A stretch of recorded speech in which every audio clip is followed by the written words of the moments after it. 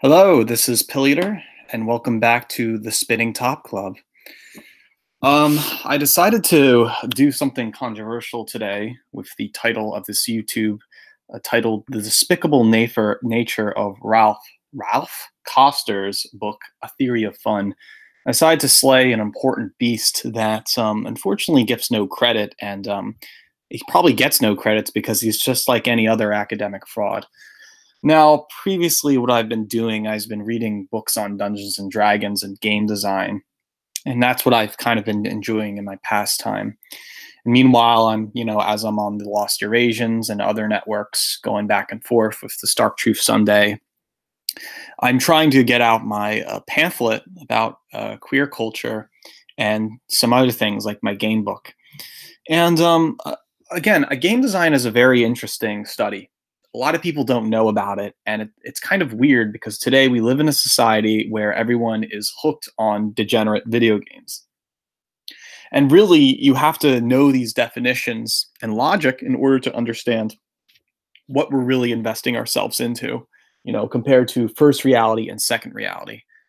But today I got in the mail was Raph Koster's book, A Theory of Fun, which was recommended to me by designer James Ernst, who I had on the Stark Truth show a year ago.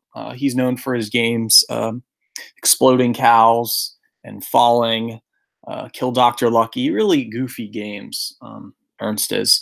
He was in a comic book once where there was this guy arrogantly talking about his Korean girlfriend, kind of Asian Aryan in a way. And I got the book today and I realized how much of a scam it was, how much of a scam A Theory of Fun is. And of course, now you're probably going to be interested and look on Amazon, A Theory of Fun for Game Design by Raph Koster. I mean, you can already say this is weird because he didn't even spell his name right. He spells his name Raph Koster, then Ralph. Right? You notice there's something wrong with him right away. So before I get into the book, I'll give a little background about Mr. Raph Koster. Well, supposedly he's Raphael Koster, and that's why he drops the L, but everyone knows it's Raph Koster, right? All right, well, he went to Washington College and he got his degree in English, creative writing, and a minor in Spanish in 1992. Like, that means anything. Like, my minor in Asian Studies, Japanese is equivalent to that. And he later got his master's for creative writing again in Alabama, University of Alabama. So this guy's basically creative writing, and he just has masters. That's his point. But ever since then, he got kind of interested in internet games of the early 90s, like MUDs, such as they're like these old massive multiplayer online games, and he was interested in that. But he was more, had this power with Ultima, for Ultima Online when Ultima was said and done. And then I guess Star Wars Galaxy is his big hoot and toot, yeah, that's my position, but nobody really cares about Ultima Online or Star Wars Galaxies. But since then, I guess he's made his living as being a TED Talks exploiter of some sorts, talking about quote unquote game design. I mean, anybody can talk about women's studies, correct? Anybody can talk about Bigfoot, right?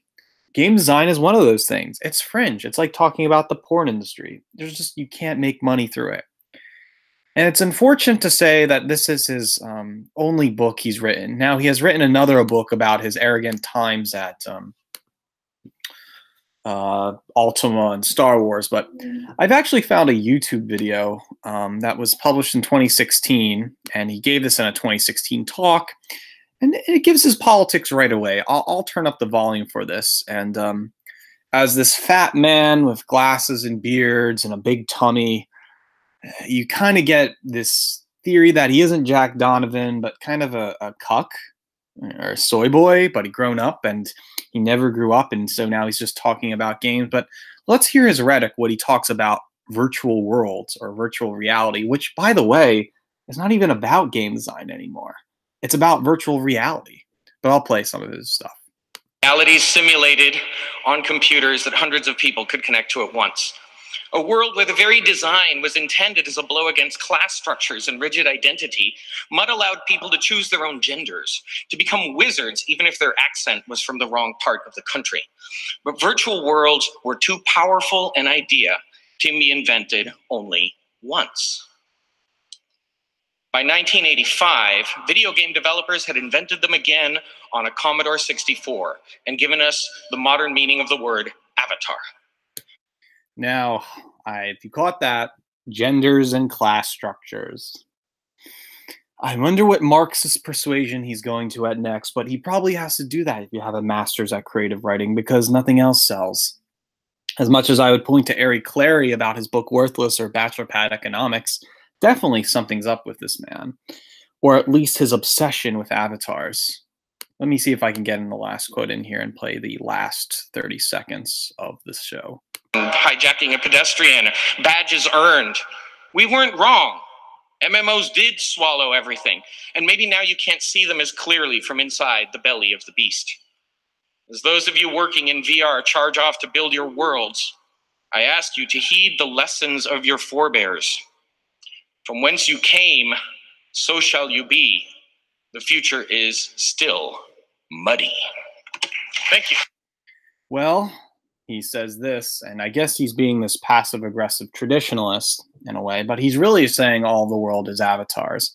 Coming from a fat man with glasses and a beard who graduated with Alabama, his grandfather a fireman, and all yelled at him, "Why'd you want to get in game design?" Because this is pretty much the decadence of the era.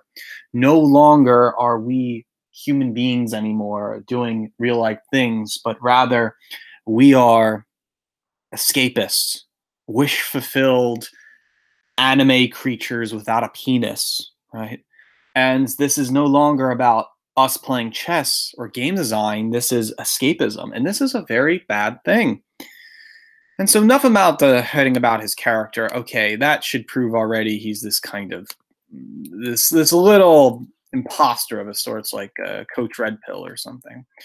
But I have his book right here, and I thought I would go over the book by point and tell you just not to get the book. But if you do get the book, it's not going to provide you with game design whatsoever. So in his book, Theory of Fun, I'll read you some of my notes. This really is a transcript to an unpublished TED Talk speech. I'm not going to lie there. It's edutainment, right? It's not really education. He doesn't even provide citations, sounding like Ryan Folk or ContraPoints. There's nothing really of that substance in here. Ironically, when this was published in 2005, so this is really outdated, by the way. He gets citations from all over his working environment. 1, 2, 3, 4, 5, 6, 7, 8. About 10. This book hasn't even been read by much, and he's just bolstering all his friends to say something about him.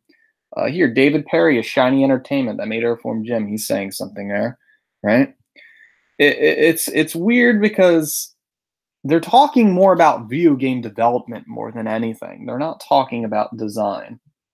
And they're really just putting out this nature that you are a bitch normie reading this, right? His drawings are everywhere. This is a creative writing guy, and he's putting just a bunch of cartoons of his little happy pedophilia Barney the dinosaur cartoons all over the place. But of course, his bio is even more arrogant. He's so unapologetic to draw himself with the big pedophile glasses and stupid beard he won't trim. Well, it says Raphael Koster was born in 1971 and has lived in 4 countries and over half a dozen different states. What is that? Is that an accomplishment? He got his master's from there, and he brags about Ultima Online, Star Wars Galaxy. No shit, Sherlock. I've interviewed people. I've interviewed Andrew Looney and James Ernst on my show. On Stark Truth, shouldn't I get the same respect? I guess it's about how you stretch the truth, right? In his spare time, Ralph is a singer-songwriter and has at least 1 CD. No shit, not a cassette, not an album. Why does that matter? Ralph resides in San Diego, California. Yeah, because Alabama's a shithole. And he's the maker of EverQuest, PlanetSide, and EverQuest 2. And EverQuest 2 was one of the worst games ever. It bombed and destroyed an entire franchise. So you have to understand something. There's no found principles. It's just finance. And he's talking more about virtual reality than Holmes and anything. And you see, Mr. Koster, he falls under the line of a sweple, a stuff white people like, right? I can go get stuff white people like and say everything about moving to California or New York or traveling the world or getting your edge and master's degree or liking music. It just makes me think it's more about his character than anything else. Now, he dedicates this book to his kids, right? And his wife. Well, obviously, it's the basic bitch assumption. It's very basic suck, cuck, and soy. His acknowledgement is really weird. He gets a bunch of people in the industry. You know, just all that just seems a little kind of nepotistic and all. But he writes, finally, thank you to all in my life who have allowed me to pursue this crazy career instead of being a fireman. And to my family for fostering the sense of fun at an early age and buying all the darn games and computers for me. And this kid's spoiled, and that's why he wants to have a Marxist society, because he's just has all wiped his ass and everything, right? It just shows you that he's just weak as a person. He's spoiled. Fun is decadence. It's not something that's so straightforward. It's the cuckoldry. So let me go use some of the first chapters. Now the introduction, the foreword's by Will Wright, who did The Sims. You know, in 2005, he was talking about video games. Nobody was really talking about board games, right? He says academic side. Now, Eric Zimmerman's book Rules of Play would, you know, overtake that as the academic thing. And then Will Wright talks about how, oh, they're going to be a new 2018 generation of kids making video games. They didn't work in the industry. They just made Undertale. They just went on their independent ways. They never did join the industry. And it's also true today. Video games are inflated. And this was pretty much a market on its own that has really no place in society. Well, he does reference that it's traditional. And he puts in computer science and cognitive psychology, which are irrelevant to game design, but he still puts it in there. And so it really is a hucksterism, like kind of that indirect salesman who's trying to sell you Verizon cable. You know, they come to your door, pyramids, Ponzi scheme, things like that is roll with that. But finally, the substance of the book, about the prologue about his grandfather. His grandfather was a fire chief and had to take care of 6 children. He jumps in and says that, you know, Grandpa never told him he was wrong, but he assumes that he is contributing to society. But again, what is society? You know, being from Alabama, I assume that this is like a right-wing family that he has, you know, and this is the really white people part. He says that games aren't just a diversion. Yes, they are a diversion. He says there's something valuable, important. What is that?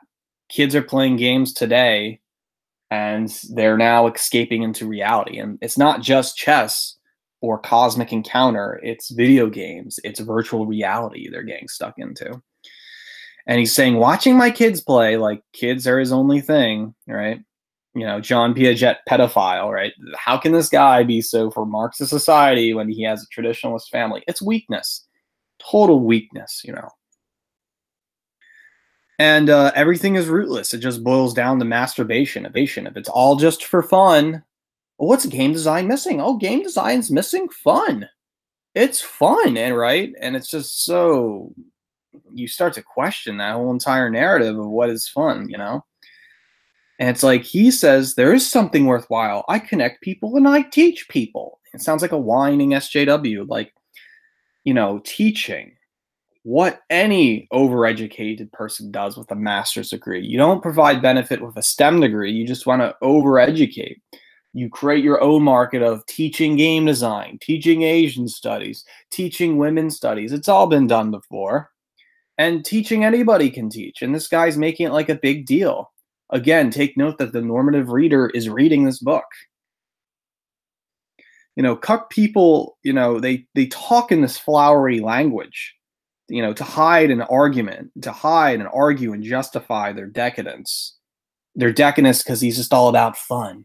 It's all about fun until I get passive aggressive that virtual reality will make me a better person and I hate cisgendered values. of the working class because I never was the person that gave, yada, yada, yada. And it really is hiding something sinister behind that. And here he is again being arrogant, this adult children book with his children, 5, 7, 7, who's now 15, 17 or older, one being a Tinder slut and the other being a drug addict. But yeah, Raphael falls under the typical Sweppel person. You know, he's decadent, he's materialistic, he's a voracious reader, right? Voracious reader, huh? And all you talk about is Marxist politics and pop psychology irrelevant with game design. You see, he's obsessed with the possession of the book and not application.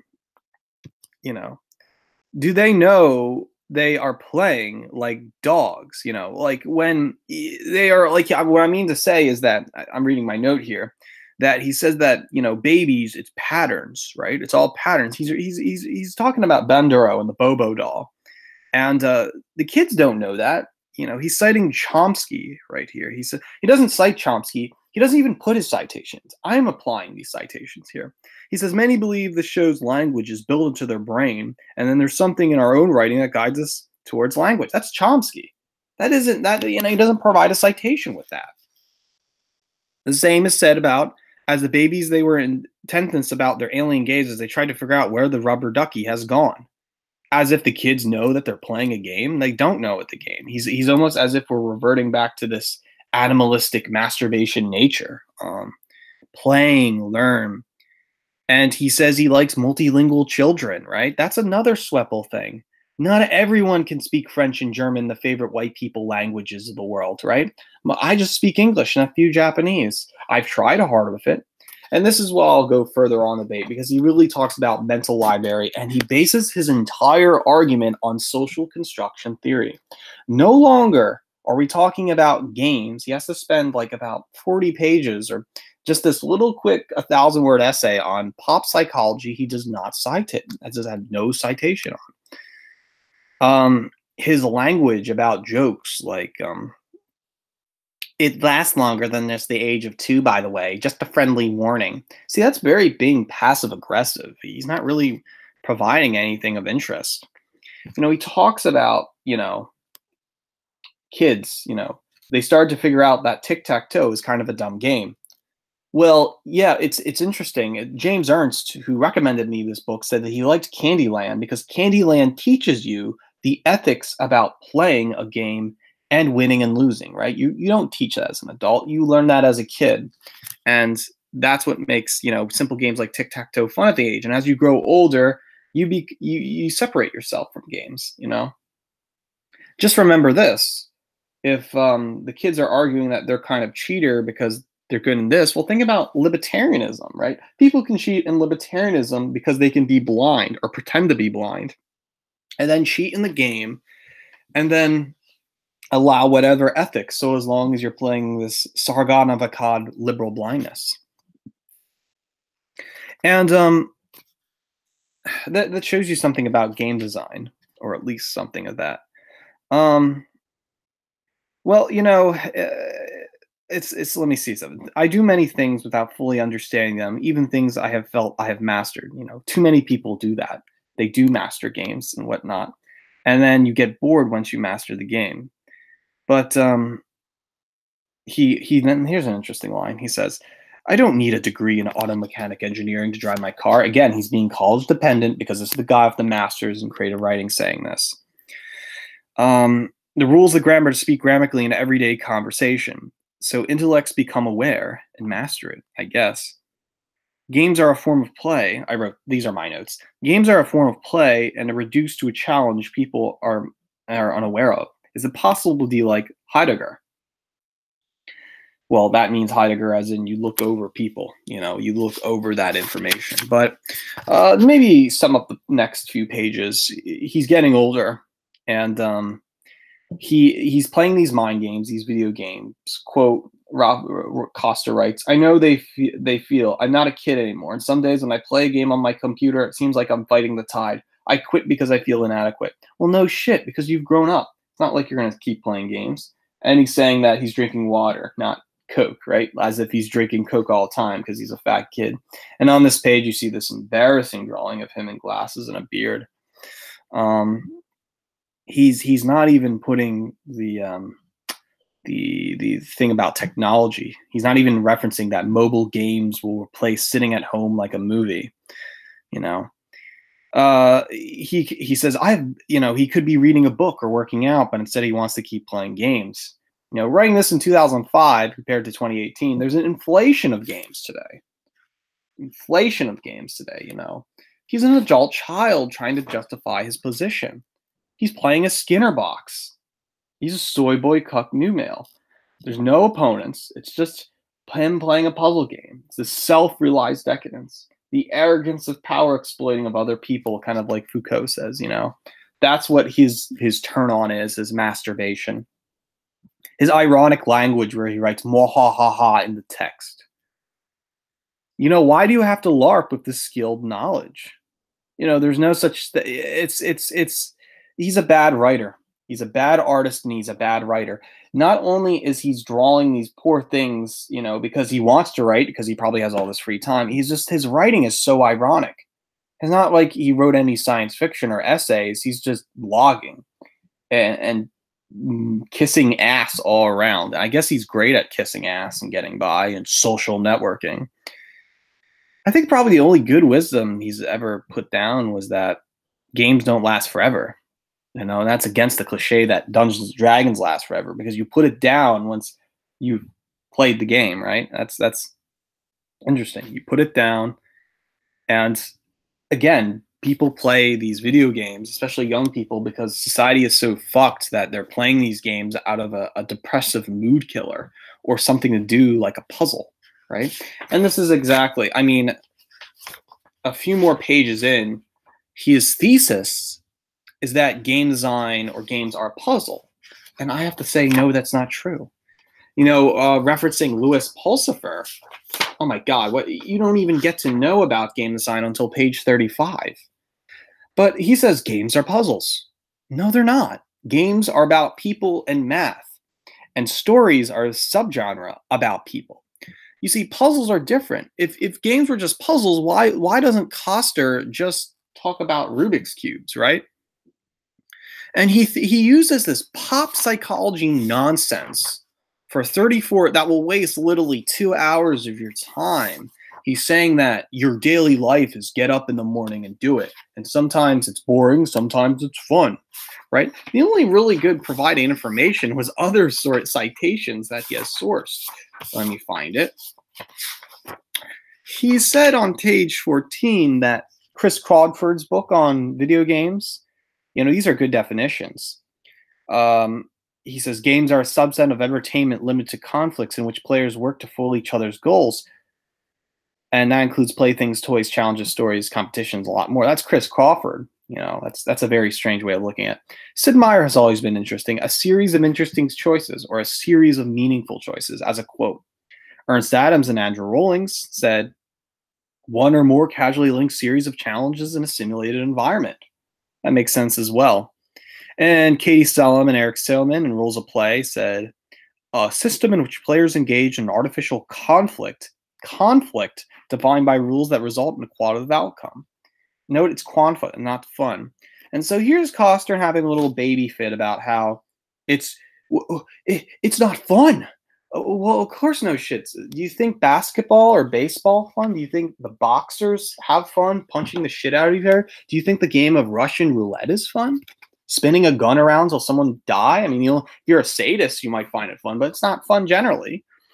And he just bitches about this pattern thing. And really he's justifying his kind of autistic fit that he wants other nerds or people with Asperger's to relate with this so-called bullshit thing called pattern memory, which he pretty much took from Ben Burrow with the Bobo doll experiment. He doesn't cite Ben Burrow anywhere. I just had to imply that. And this also comes from such Jewish psychologists like Stanley Milgram and the obedience test about the buzzing, right? About, how much of an authoritative person you are, or Zimbardo's jail experiment. But particularly, he's talking about Ben Burrow. Now, in psychology, there's Ben Burrow that says it's patterns. All of it is brain patterns. But Eric Erikson, a later psychologist, He said it's choices, not patterns, that develop a psychosocial narrative. And again, this Achilles heel can be destroyed, or at least hit down. And yet, 40 pages of this pop psychology nonsense for a guy that wants to learn about game design or about fun, what he's really getting out, it seems to me that fun is just decadence. His own selfish, chaotic, neutral decadence. The decadence an anarchist nihilist wants. And finally, when you get to 34, he just says games are puzzles. Well, if games are puzzles, then they're just Rubik's Cubes. They're not. It seems like the Zimmerman, the Crawford, and the other game design quotes were more about game design. It seems like this whole new game journalism that Koster enforced, it's a lie. It's not. The book is useless at this point at page 34, and I'm just probably going to get that out. I can talk about how Pulsifer, and I've been meaning to, put my criticism of Koster's game design book in a PowerPoint, but I was thinking to myself, maybe I should just talk about game design and put it on the Pill Eater channel before I make anything of what Koster's problems are. Just get these ideals out at first. Well, what else can you expect in the book? Well, then he talks about the brain. It's just like, whatever. He's talking about video games, but he's only talking about cognitive and all this. It only applies to video games. It does not apply to board. It does not apply. He's talking about mind games. Talking about patty cake, 20 questions, cows and bulls, I Spy. These are things you play with no components, right? And video games, well, it may have a controller hooked up into a console. It is a mind game. And it doesn't exist. And so this guy is just saying everything's in the mind, right? Everything is how you feel. And it's more like the feelings principle. And again, I'm tired of his language where he goes up and says, oh, my wife bought me a mandolin because I play guitar, as if him playing guitar is a special thing with all other 1,000 other hardcore bands across America. He's a snowflake. He's talking about how much he's a trained musician, but he's not talking about a digital audio workstation or a drum machine or a synth. No, he's materialistic. The only thing he can get around is the games that he owns and he purchases, right? And I think it's interesting to point this too. If you just look at his name, Raph Koster, into YouTube, there's another thing I want to show too as well, that is supposedly his abstract games with Koster, right? And his obnoxious game collection, because he's really obsessed with materialism. I mean, if he's debt-free with a master's degree, where is this mommy and daddy trust fund coming from? Where is this ass-kissing, money-making, I don't want to be a driver assistant at UPS or package handling at UPS, this bullshit, I'm an ugly person. It really is this kind of decadent Athenian lifestyle. Let me just play this video about his abstract games that he has. Music could be described as the art of sound, and sculpture is the art of mass, and so on. Games in some ways could be thought of as the art of math. Another way to think of a game is that it is teaching us kind of the machinery of itself. Here he again goes with learning. If you have a creative master's degree, the only thing you're going to think of your own self-profession is teaching other people, right? He thinks he's special. He's a teacher. Well, everybody can teach, Ralph. Everybody can teach. And that doesn't mean anything different. Now, ironically, he says, math, games are about people and they're about math. And finally, he admits it's about math. But I guess he's talking about puzzles, which is a math. And at least it shows him right there that he's talking about some type of puzzle. He said that art is the visual, music is sound, and I guess it's math, right? But again, the mathematician is attracting this ugly transhumanist of a sort, this ugly human, the body is weak man that wants to become a blue-haired trans anime girl in some virtual reality. But I'll keep playing. And we learn to move and manipulate that machinery to navigate through that space. And most of the time we get by on the rules of thumb. We get by on rules of thumb for, frankly, everything in life. That's how we do everything. Okay, but he doesn't also understand that this trial and error process, right? If you mess up one thing, if you work for a 7-Eleven and you do something error in work, you get fired. There's no mercy in capitalist America. They will fire you. And so if really it is just trial and error and learning all these games, wouldn't that leave you space that he will eventually forget about all these stupid materialistic games that he's learning? Back Louis Pulsifer said, back then people had a favorite game, whether that was Risk or Stratego, but today people have favorite games. They have to play everything because of this egalitarian nature that you have to consume in everything. Kind of like Tinder culture of just never settling down with a girl, but always swiping and tying girls to fuck next. This is what this guy's really talking about. We don't really think, but that's a whole other discussion. Oh yeah, we don't really think, but that's a whole other discussion. As in, again, Pulsifer had a great YouTube screencast titled "Don't Make Me Think." Right? I should play that as a side note, actually, right now. Louis Pulsifer, "Don't Make Me Think," and Pulsifer is one of the most reactionary game designers who pretty much tried to go against Koster and his liberal politics. But I thought I would just play "Don't Make Me Think" is a interesting thing. Hi, Dr. P here to talk about a game design motto that can mean several very different things. Don't make me think.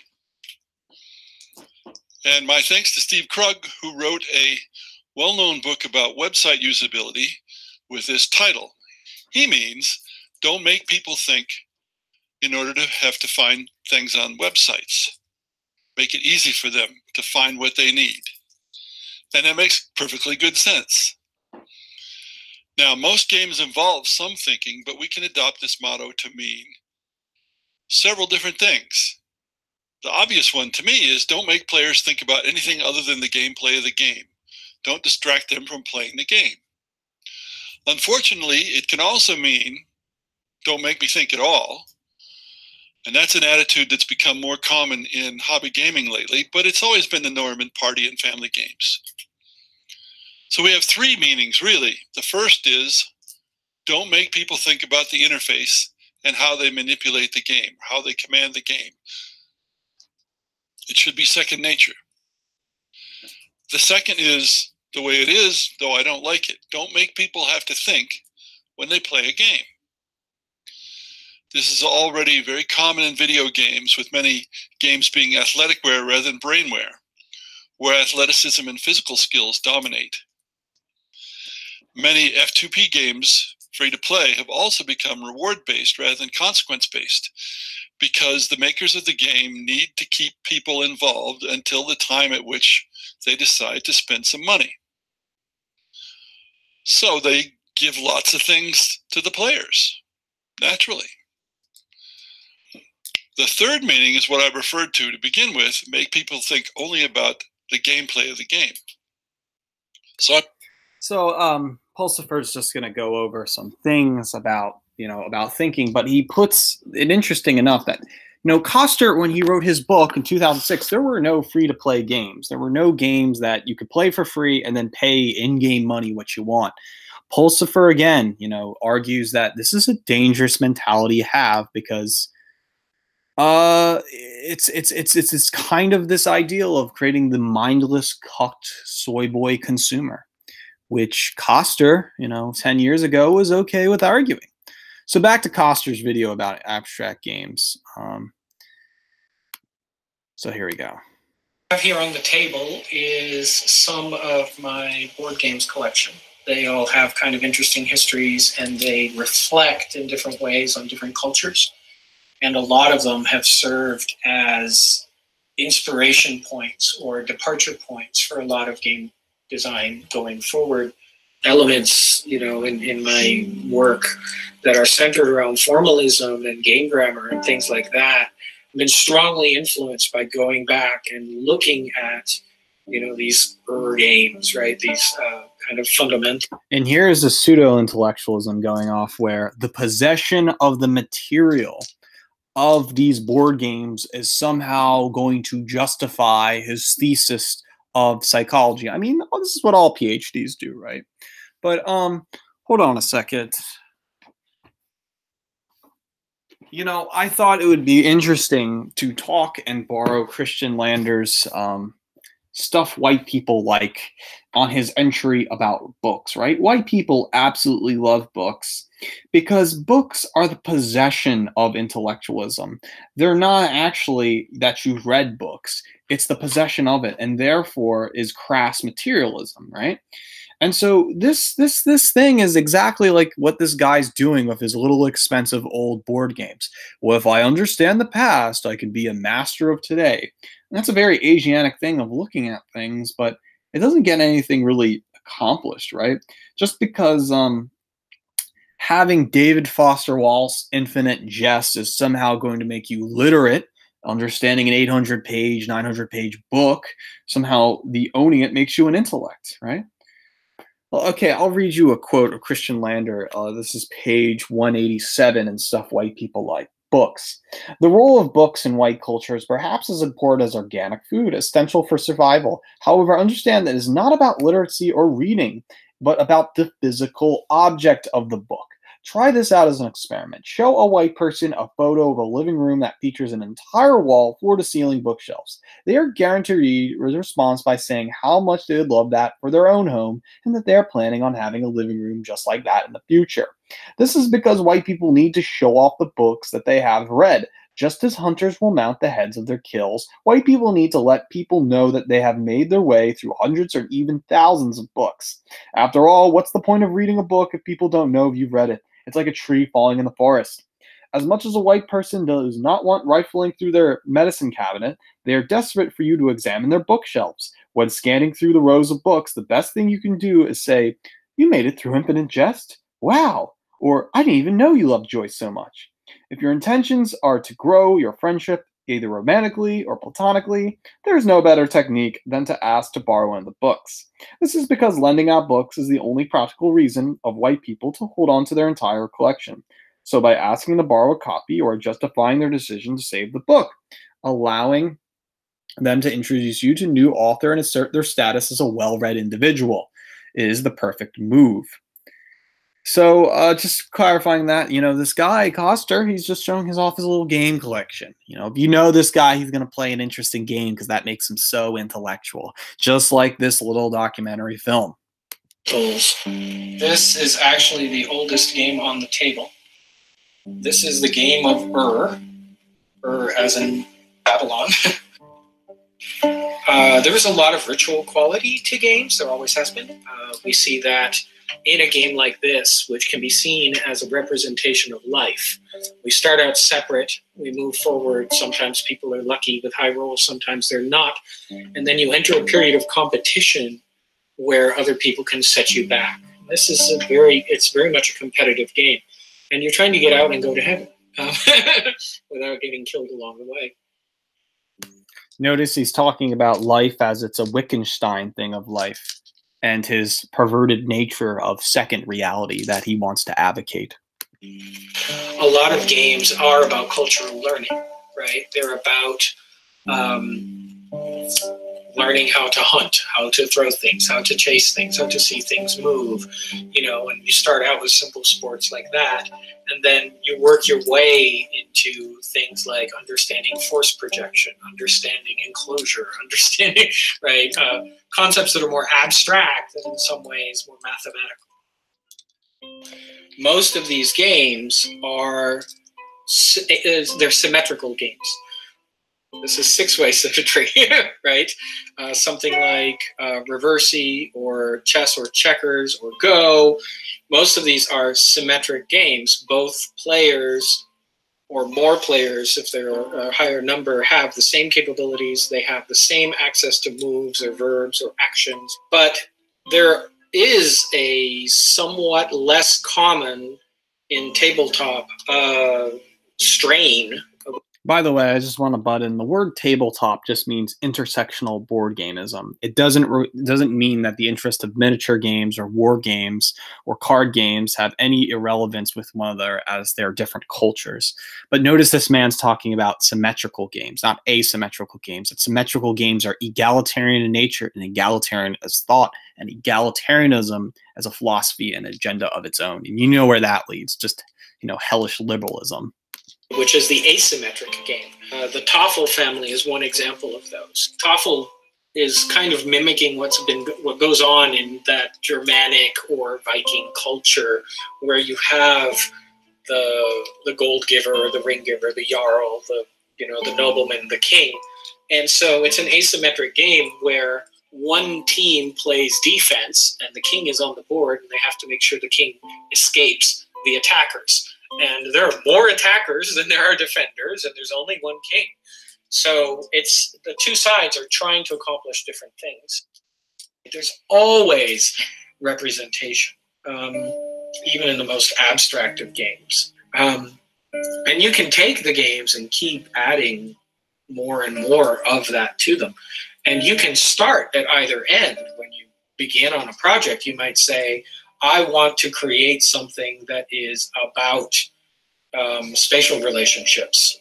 Or you might say, I want to create something that gives me the experience of being in a kaleidoscope. Those are both perfectly valid starting points. And those two might very well be that as you work on the one end and you work on the other end, you'll come together in the middle and have a deep game about spatial relationships that makes you feel like you were in a kaleidoscope. Take note here that he's talking about game design. And all these games that he's previously talking about, there's no individual designer. We live in a very individualistic society where Monopoly or Candyland or Risk was made by a single individual person. Richard Garfield designed Magic the Gathering. And when everybody wants to design a game and play the capitalist game, well, then everybody wants to be a game designer. And then you have to create an art about designing the games, right? And he's talking about starting points the same way in creative writing you start up something. Again, there is no principle, scientific nature of game design. It's pretty much made by an incredibly niche group of people. It doesn't make money, but certainly people in position of power want to make it money, the equivalent way of Greg Johnson trying to advocate some form of white nationalism with principles.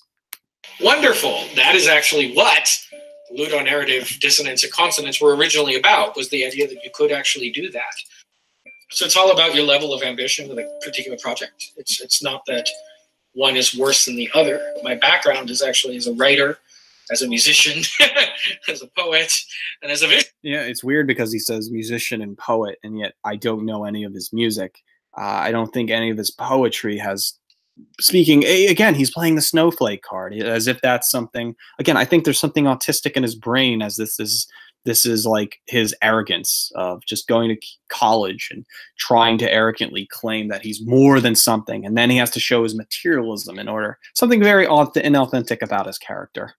Visual artist, so but all of those fields also have a lot of craft-centric stuff underlying them. They have mathematical relationships, they have rules of thumb, they have color theory and music theory and all of this other stuff. So I don't see any incompatibility behind, formal craft approaches to this stuff, and also saying, oh no, I'm making an experience-centric game about whatever. Well, experience-centric, I mean, he's saying that the experience can be experienced by anyone and anything. And again, note the egalitarian language, right? Math. Again, math is different by cultures and different you could translate it different way. Most of this is Western games he's talking about. Go being Asian, but still, again, experience, right? There's with components. He's talking about games with components, compared to video games that do not have components. And he's the advocate without components, mental games. And this is very scary especially to someone who is an escapist and likes nothing more than just, whatever doom. A game as being a medium through which communication moves. When I make a move in chess, I'm telling you something, not just making a move in chess. And when you respond a particular way in poker, you're saying something, and then communication of cultural things, right? This TOEFL represent. Well, no shit. I mean, it's just language is language. He's saying something now that, you know, I pointed this out earlier in his theory as a fun book, as if games is nothing more than language. Well, language is represented by a culture of people. And if you're a nerd doing this nerd culture, well, who the fuck cares? What about Roosh V's game? What about how does Roosh V pick up women? He has a game, doesn't he? He's a Tinder game, right? And you can't just resort everything down to a particular language, because that would mean there would be a literacy of the said language, and then I would read it, and somehow I'm a master of the game. And therefore, people who are masters of the game somehow are now game designers because they understand the language of the game, and therefore there's multiple languages. And then assuming that all languages and all game designs are the same, again, it's not just about language. It's about think about chess. Okay, you might have to know a bunch of things about chess, but a lot of chess is psychologically reading people. Games are about people. And so everything can be crafted, and there's more that can be beneficial than just fucking speaking, just masturbating, just taking a shit like this guy's talking about. It's a piece of communication about the social structure of Germanic peoples. Well, at least he said Germanic people. I mean, he was being Western Civ there, so I'll give him credit for that. Represents a piece of communication about the Babylonians. So I will agree on the one part, that communication between Babylonians and Germanic people, definitely. But again, I'm not falling for the whole games or culture, you know. I think culture, you know, is a part of what created some of these games. But if you just say it's just breathing, it seems like game design is absolutely nothing than work. Because work and game design are not the same thing. Work is painful. Work is a struggle. If you fart at work, you're fired. How can it be certainly a game? It's about the guy. It's about Koster's little issues of trying to find work without really doing anything, okay? So, you know, I can't really say much other than what to say about Koster. I mean, I'm in the middle of reading this said book, and already I'm having problems with it about the puzzle parts. And it's difficult to decipher his entire language because he's just so... It's just not good wisdom. He's not even providing wisdom. He's providing pop psychology nonsense that is pretty much debunked in 2008 or 5 or whatever. And a lot of these games seem to don't really add up anymore. It's that... let me read you one more quote that he has to say. It's not that the same thing for our games to portray the human condition and the human condition to exist within our games. Quotes from Sartre, pondering online multiplayer role-playing games. Well, there you go, Sartre. Not Heidegger, but Sartre, a bastardized left-wing version of Heidegger. So we got his real intentions right there. I mean, again, it seems like it's a bunch of nonsense talking about just talking about this kind of weird thing that doesn't really add up. And hear what he's saying too. Games deserve to sit on the shelf right next to all other communication mediums once the medium is matured. Once the medium is matured, okay? But he doesn't understand that games and said medium can only be matured. Well, I mean, if it is matured, then people play favorites like capitalism, right? And it's kind of weird, and it doesn't really... Because if games sit there, well, games... you could talk about total art or Wagnerian total art. Yes, all you want. You could say that, where it's a theater, right? But again, he's talking about the second person narrative. He's not really talking about what games, you know, like chess, like it's about challenges. No, he's gonna probably talking about a text, click to point text adventure where everybody's a lesbian, right? That's not a game anymore. It's like a social justice thing the Quartering always argues about, and it's just a lot of loopholes, and it's just a lot of he says the point at which our game puzzles approach the complexity of puzzles and other art forms, the point at which game art form becomes mature. I mean, games do need to illuminate aspect of ourselves that we did not understand fully. right? Very pretentious talk. I'm not going to further elaborate on that. I mean, I'll continue to read this book and point out all the flaws. And then here's this really arrogant boomer part. It's on page 198. Then I will know that my work was valuable and was worthwhile. It was a contribution to society. I'll be able to whisper to myself, I do connect people. I do teach. Well, no shit. Hear that, Grandpa? I make games and I'm proud of it. Well, you might as well say you're gay and you're proud of it. You might as well fall into identity politics and proud of it. Sounds like a boomer talking right out of his mouth. A boomer, an arrogant boomer talking outside his mouth and just, you know, spewing this like, I was right and you were wrong. The Nazis were bad. See, kids? Now you got pause multiculturalism. Yeah. And I think this guy's just in denial because he knows games don't work well and he just hates himself. That's really what's boiling down to this. These days we're a bit more tolerant. The job market gets them instead. Well, the capitalism is different, and I don't think Koster, he just really hates his grandfather, right? That's really what it is. It's the Freudian thing of killing his parents. That's what's, but it's like, okay, if you make games, you're proud of it, why can't the working class man in Chattanooga, Tennessee do the same thing, right? He's an elitist, and he's doing this. He's rubbing it in our faces like there's some kind of stupidity there. He's making sense of his own breathing. It's like Walking magazine. Why do you have to make a scientific art about walking? And I don't really know what to say, what else to say. Games are powerful tools for good. They receive people's brains just like books and movies and music. They rewire people's brains. Yes, but the problem is it encounters different intellectualism. And again, it's the Wagnerian thing. He's really playing with his definitions here, and he's got his arguments on a giant Achilles heel. I can go further into it. And it's just about him. This entire book is just about him. It's a selfish thing that's just about him. And I can't really, I can't really, let's see. If there's any one more thing I can talk shit about this guy. If society allows it, games will have their Shakespeare. Well, it's not Shakespeare. It's like Toby Fox. It's just some Asian Aryan, right, getting the deal of the stick here, right? Well, anyway, I think I've had enough said about this bullshit, whatever. I think maybe it's time to look if anybody's in the chat at the moment.